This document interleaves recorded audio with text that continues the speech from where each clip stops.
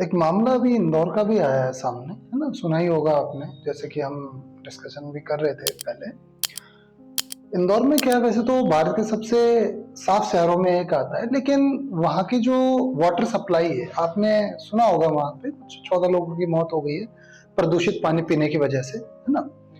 और कुछ 140 के आसपास लोग जिनको तकलीफें हुई हैं, डायरिया वगैरह हो गया है, तो वो हॉस्पिटलाइज हो गए, है ना?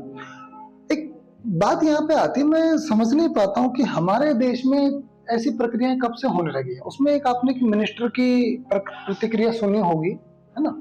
जिन्होंने ये कहा है कि एक पत्रकार को गाली दे दी थी, इनडायरेक्टली लेवल पे गाली दी है कि घंटा पता है तुम्हें, है ना? तो इस बात को मैं एक संवेदनशील बात मानता हूँ। क्या हम भारतीयों की जान का कोई मोल नहीं रह गया है? या क्या हम भारत के लोग इतने इंसेंसिटिव हो गए हैं कि अब हमारी मौतें भी हो जाएं और हमारे जो नेता हैं वो हमारी मौत को एक मजाक समझते हैं, है ना?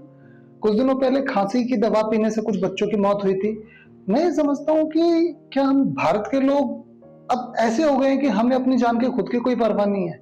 14 लोग गंदा पानी से पीने से मर जा रहे हैं, सप्लाई खराब आ रही है पानी की, और लोगों को कोई परवाह ही नहीं है इस बात की।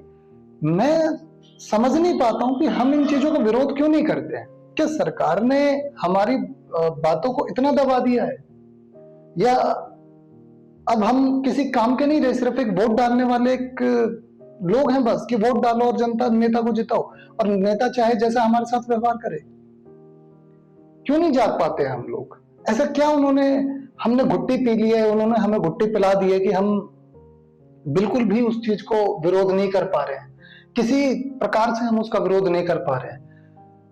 इंदौर का मामला एक केस नहीं है, रेलवे में कितने हादसे होते हैं। नेता नैतिक जिम्मेदारी भी नहीं लेते हमारे देश में। उन नेताओं का ये कहना है जिनकी मैंने अभी आपको बात बताई, उनका कहना ये है कि मेरे संज्ञान में 4 से 5 मौतें हुई हैं, जबकि मौतें कितनी हुई है? 14। यानी वो हमारे एक मौत का मजाक उड़ा रहे हैं कि 4-5 मौतें तो हुई हैं बस। आप सोच के देखें इस बात को। मैं समझ नहीं पा रहा हूं कि इंदौर की जनता या पूरे देश की जनता ऐसे नेता का विरोध करके उसे हटा क्यों नहीं देती। हम क्या लोग ऐसे लोगों के गुलाम हो चुके हैं क्या? ये लोग हमसे गुलामी करवा रहे हैं कि आप कीड़े की तरह मरोगे।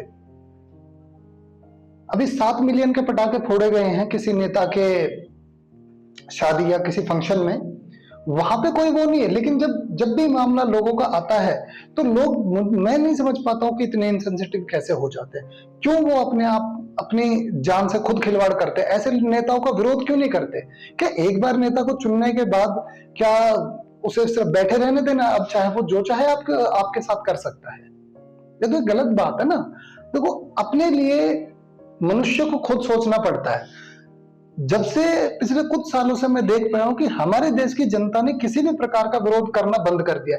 नेता चाहे उल्टे सीधे जवाब दे रहे हैं, नेताओं के अंदर बोलने का सेंस नहीं रह गया, गालियां दे रहे हैं, सड़कों के ऊपर अश्लील हरकतें कर रहे हैं, और हम उनका कोई विरोध नहीं करते हैं, बस उसको ठीक है ऐसा होता रहता है ये मान के छोड़ देते हैं।